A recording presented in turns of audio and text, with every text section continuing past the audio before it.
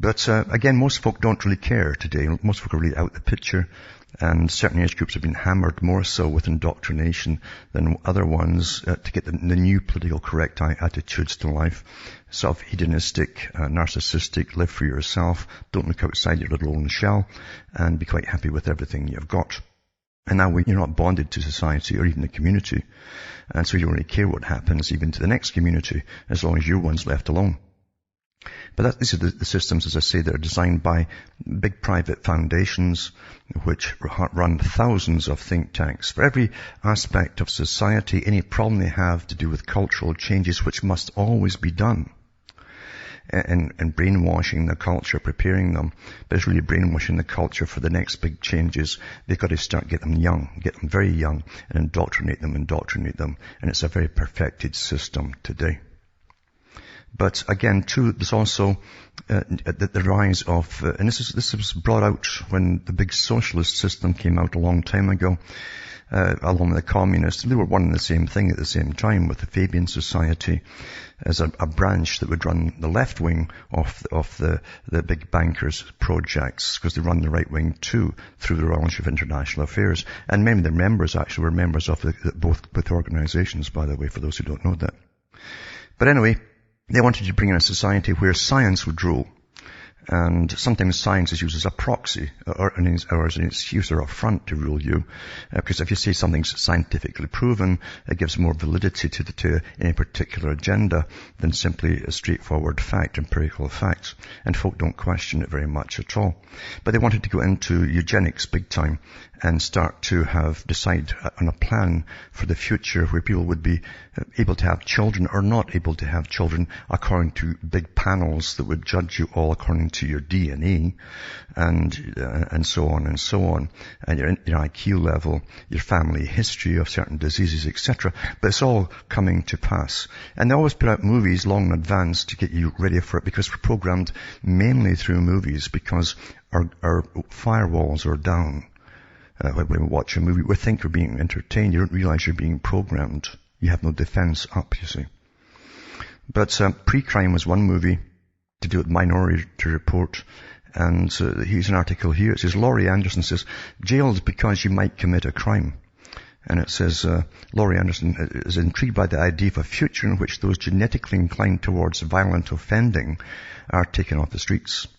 It says there's a killer on the road, his brain is squirming like a toad. So sang the snake-hipped leather-clad rocker Jim Morrison in Riders on the Storm, and so writes in his own more measured manner Professor Adrian Raine in his chilling new book called The Anatomy of Violence, The Biological Roots of Crime, my cozy nighttime reading this week. So this is how they do it too. Neuroscience is trying to bring itself up past even the behaviorists, the psychologists and the psychiatrists, and say, we've got the answer now, you see. They're always competing with each other. But any new science must come in and get lots of publicity, and obviously they're getting lots of cash to get the publicity to make a name for themselves so that they can get all their belief systems put across as facts into the court systems. And they already have done that in the US, where they've got murderers off. Say, well, the guy couldn't help it, he was a psychopath. He's preconditioned to do this kind of stuff. This has already happened, folks. It's all based on the old Pavlovian system and the Marxist system that man is just an animal who can be retrained into anything that you want him to be, including those who are rapists or murderers. Anyway, it says here, the idea is that there's a biological component to crime, that some people are more predisposed than others to end up as violent offenders, and it's finally gained traction over the past 20 years. Now, that's a good distinction, you see. They're putting in the violent offenders to do with the non-violent offenders. Now, the biggest offenders of crime in the century that affect millions and billions of people are the bankers, by the way. And that's called a non-violent crime. And sometimes they'll call it non-victim or a victimless crime. Which, of course, is nonsense, because folk ended up in the streets. How many died in tent cities? And so on. But here they want to go into, again, the lower class type, you see. The ones that can't pay to get off with murder. And it says here, finally getting traction over the past 20 years, ever since its low point when the National Institute of Health in America withdrew funding for a conference on genetics and crime after complaints of eugenics. Today, researchers say at least 100 peer-reviewed studies show genes do play a role in crime, and while there's no single crime gene, researchers are finding more and more genetic traits that, like links in a pair of handcuffs, connect our biology to criminal behavior. So it's true enough, you see. You give him another 20 years of indoctrination, little science programs, and you're back reconditioned, ready to go to accept eugenics again. That's all it takes. Studies show the sons and daughters of violent criminals who were adopted as babies into safe, non-criminal homes have been found to have greater likelihood of demonstrating antisocial behavior than control groups. Now, they'll miss out a whole bunch of stuff here that would put to do with that too, because they found out that a lot of children that are adopted into homes away from, especially the mother, the genetic mother, will definitely show antisocial traits. It's a thing that actually happens. They don't bond the same way to strangers. It's even with smells and things of their mother, it's missing, it's absent. So, but they don't bother with it. They'll tell you partial truths here to sway the opinion of the article itself.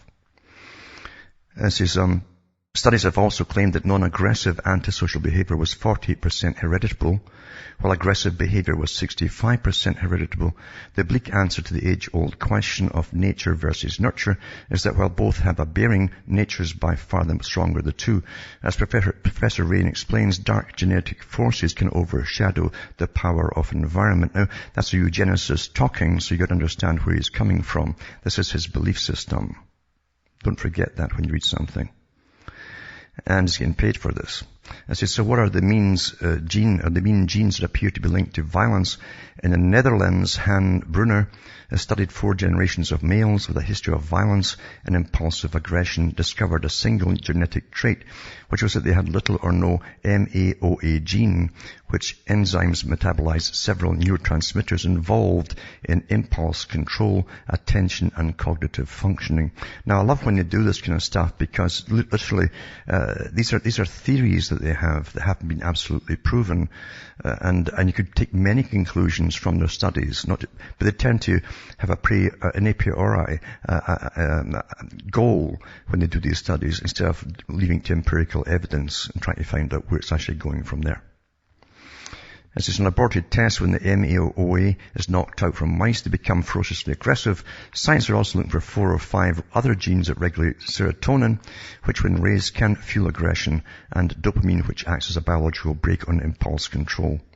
It's all chemicals, you understand. You're nothing at all, but except a bunch of genes all competing with each other for survival. In fact, anything that comes out your mouth is the end product of genes that probably started in your toenails and spread all the way up to your brain and your mouth.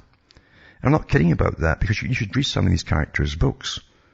That all you are, as I say, is the final product of all your competing genes inside you. What a belief system this one is. Anyway, it's where they want to go with all this that makes the point. And that's when you get the point too. The brain scans of murderers have revealed poor prefrontal functioning. That's all they can say about that. And by the way, a lot of the psychiatrists and psychologists that got the MRI scans for prefrontal functioning were classified as psychopaths, but so far non-violent. What does that tell you?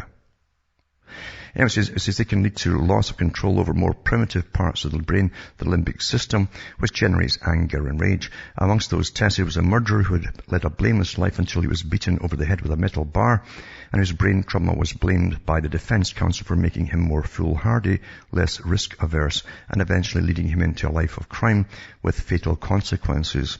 Well, syphilis can do the same, by the way, folks, because it attacks your brain. And any head injury can cause the same thing.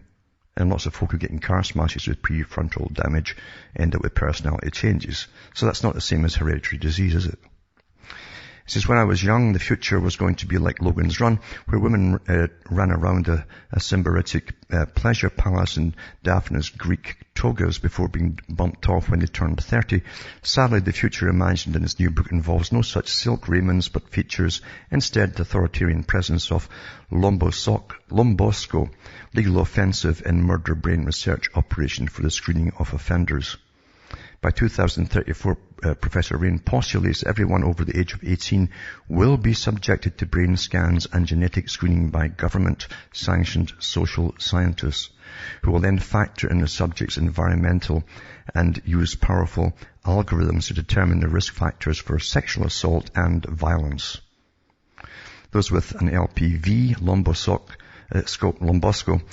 positive violence of 79%, and those with an LPS of 82%. Those with the highest propensity to murder or rape are then taken into restrictive detention centers. Pre-crime, folks. Back with more after this.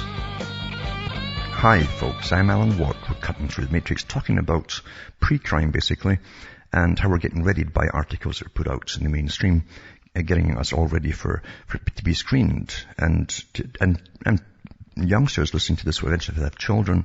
They'll already be conditioned when the government says you've got to bring them in for screening. And it's already happening in some countries, by the way. Because eugenics is to run the whole system of all the rest of us, you see. Not the ones at the top, but the rest of us, all the people at the bottom. But it says here that this is how they would grade them. It's already decided how they'll grade them. Individuals not high enough to warrant detention, but whose risk remains considerable, are placed in a police database and so become the prime suspect should a rape or murder occur in their vicinity. This is without giving any inclinations to do so, remember. If successful, the author imagines a national child screening program to identify those people as most likely to launch spree killings in the school cafeteria, who can then be taken into preventive custody and given appropriate treatment. The government would argue that just as doctors screen bodies for cancer to prevent deaths, so they're now screening the population for violence in order to prevent a similar loss of life. How would we feel about such a future, relieved that rape, murder and violent assaults plummet, or chilled that Big Brother, having first peered into our brain and body cells, has chosen to lock us up, not because we've committed a crime, but because a computer says the likelihood that we might is currently too high. Well, I hope they don't use the same computers as they do for global warming. These special computers that they got built for it, because we'd all be in the slammer. So I don't doubt that some form of this prophetic future will come to pass. Well, come to pass, it's actually passing in some countries. They've been doing this for a little while. There's an article here on Scotland. You see, they use different countries for test beds for this kind of stuff. And many, many years ago, when I'm across the whole of Europe, I noticed that different societies were using different experiments of cultural change and more government intrusion, more peering into the lives of people. All big experiments, but separated. And now they're using them, all the ones that were successful, and incorporating them together. And so here's Scotland. It says the Scottish Parliament reject GIRFEC, G-I-R-F-E-C, surveillance and named person for every child in Scotland, it says. It says the Children and Young People's Bill, which has recently been introduced to the Scottish Parliament, seeks to establish a universal surveillance system in respect of every child and associated adult in Scotland. Details of the bill as introduced may be viewed, and I've got the link here, I'll put it up at cuttingthroughthematrix.com tonight. It's known as GIRFEC, Getting It Right for Every Child. It's already being used, and in some cases abused by professionals within universal services and other agencies who've been routinely gathering, storing, assessing and sharing sensitive personal data on every child and every associated adult, the parents too, without express informed consent and in the absence of any enabling statutory framework. Disguised as a child protection measure, but nothing of the kind, GIRFEC has spawned a series of well-being indicators known as SHANARI, SHANARRI, which represents a universal prescription for a state-approved childhood. That's a state-approved childhood. It has essentially shifted the threshold for interventions in family life on child protection grounds from at risk of significant harm to at risk of not meeting state-dictated well-being outcomes. Every parent in Scotland is now routinely assessed on his or her parental capacity to provide well-being based on government-defined criteria, which, according to its own national risk framework to support the assessment of children and young people, it says, places every child under 5 years old and most older children and young people in the vulnerable category, thus liable to early intervention. This is pre-crime. The bill further seeks to impose a named person on every child in Scotland whose function is specifically stated may not be undertaken by the child or young person's parent, which is a gross intrusion into family life and completely unwarranted on a universal basis. The fact that every child will be subject to this intrusion by a stranger without opt-out, regardless of his or her wishes, or those of his or her wish, or the parents and so on, it renders a disproportionate measure in that most children have no need of state intervention, compulsory or otherwise, in their family lives. Given that many parents in Scotland are already struggling to obtain services for their children with additional needs and are often being denied them on the grounds of cost, it is the petitioners' contention that such a gatekeeper, having been licensed by the government to interfere in children's private lives, will not only add an extra layer of wasteful bureaucracy, but is highly likely to become an additional barrier to service access. The named person proposal offers a significant scope for children's rights, parenting choices, and family decisions to be undermined and or overruled by an outsider with boxes to tick on a form, whose views may not accord with those of the named clients, who have no choose or refuse opt-out.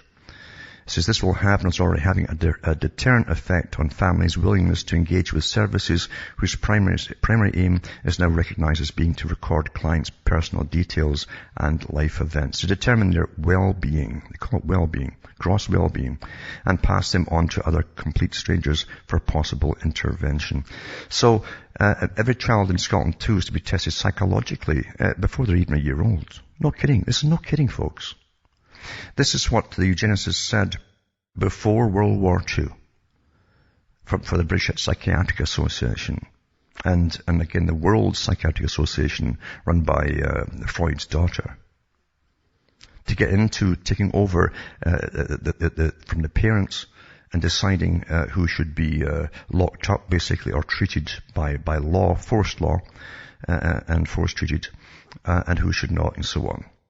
This is where they're going with it all. And remember, this whole well-being thing is a new idea that was put out by, guess who? The world's economists. As long as you're happy being poor and half-starved, you're safe. Back with more after this. Hi folks, we're back cutting through the matrix and talking about pre-crime basically, and how we're all to be tested, all children, some of them across the world are already being tested for violence before they do anything, and getting psychiatric treatment, because psychiatry and eventually neuroscience, the big one, is to be involved in shaping the future and shaping all our lives and so on, personally and otherwise, and collectively. But it's on the go, it's underway, and this was demanded a long time ago by the psychiatric associations. That's why they created psychiatry in the first place. A lot of it's nonsense anyway, psychiatry. It can describe certain illnesses for categorization purposes, but that's as far as it can go, apart from just doping folk up. And there's much more behind psychiatry than that. You've got to understand the history of Freud and his viewpoints on everything too. And also, I've mentioned before how we've been brought down off the pedestal of human beings being the supreme being on the planet, basically. As Julian Huxley said, we were to be dethroned and brought down. So as we would accept mass abortion, even infanticide, for population control purposes. And believe you me, these big top guys, again, eugenicists, all of them, he helped fund Planned Parenthood, he worked at UNICEF, United Nations, and the whole idea was to plan population for the future. They don't want too many of the lower classes in a situation where they don't need them anymore, especially since they knew a long time ago they would build up China to be the manufacturer for the world. Didn't happen by itself. And this article here talks about how bad it is. And we accept it all, mind you.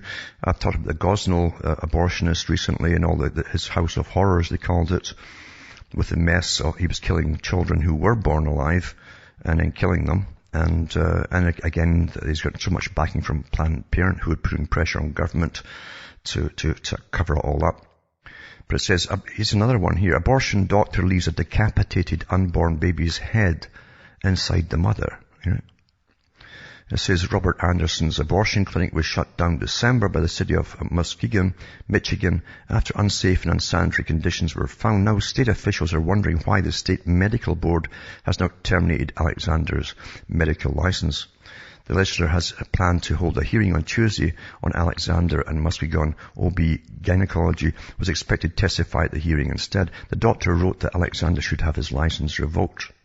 The doctor talked about one case in particular as a reason why saying Alexander botched an abortion on a woman in her second trimester. Dr. Alexander perforated the woman's uterus so badly that it was hanging on by 2 blood vessels, he wrote. The decapitated head of a fetus was inside the woman's abdomen, and the large intestine had been grasped and pulled away from its blood supply and into the vagina. The woman required a hysterectomy, colonoscopy, and several units of blood to save her life. I, for one, was very happy to hear he is no longer practicing in Muskegon, but I fear for women anywhere this man would go to. He might go to another state, you see. This is the sort of stuff that doesn't bother anybody anymore, I think, because we don't get horrified by these things, but we're desensitized to it by years of very, very violent and realistic television movies. And we've been taught subconsciously by lots and lots of, especially wildlife broadcasters and so on, that life is just like that in nature. Animals live and die, and we're just another animal. And folk have been getting taught that at school too. It's like, so what? We're not an endangered species, so no one really cares. It doesn't happen to me, I'm okay, Jack. And again, that's a narcissistic attitude that leaves you wide open to be the next one, next victim. But I'll put that up tonight too. And also, the other side, abortion too, a pro-life activist group that uses hidden cameras to go undercover in abortion clinics called Wednesday for a government investigation to the practice of letting born-alive children die. We believe in human rights for everyone, human rights for the child in the womb, the child outside the womb, and true protection and medical care for women, not the brutality that goes on during these procedures, says Leela Rose, president of Live Action. And it says, when I hear things like flush it down the toilet or leave it to die, it horrifies me. And it should horrify us, but it doesn't anymore. Melissa Oden, who as a newborn survived a saline infusion abortion 35 years ago, told a crowd of pro-life activists and onlookers, noting that she personally knows 130 survivors of abortion. Mrs. Oden said, I very well could have been one of Dr. Gosnell's prized possessions in his house of horrors. She'd be stuck in a jar, you see. But the medical professionals who found me after my biological mother's failed abortion provided me with medical care and sustained my life. So I'll put that up tonight too. I'm sure most folk really honestly don't care. That's my opinion of humanity today, because I've heard enough people talking about things, and they're so far gone. Everybody's a sitting duck for terrible horror to come down the pipe. You've been trained for it. I'm not kidding you about that. And a Melbourne doctor's abortion stance may get him punished by the Medical Association in Australia. It's a Melbourne doctor who refused to refer a couple for an abortion because they wanted only a boy, has admitted he could face tough sanctions. Dr. Mark Hobart, who stood as a candidate for the Democratic Labour Party, which is anti-abortion at a by-election for the Victorian seat of Broadmeadows in 2011, remains a member of the party, fears he could be punished for refusing to give the Melbourne couple a referral after discovering they were seeking an abortion because they didn't want to have a girl. And so, it says, obstetricians have proposed parents be banned from knowing the sex of unborn babies until it's too late to terminate, to prevent gender-based abortions. It's just amazing what everything gets into. First, it's just abortion, period. That was gender-based, secondly. You understand how everything is interrelated, including all the special agendas you get now and everything else. And well, that's prejudice against this and against the other one. So everything gets mad, folks. But of course there's method to the madness, because the government always gets panels up to deal with the madness. It's very lucrative too. Order of chaos is very, very lucrative, especially when you're in charge of creating the chaos and offering the solutions.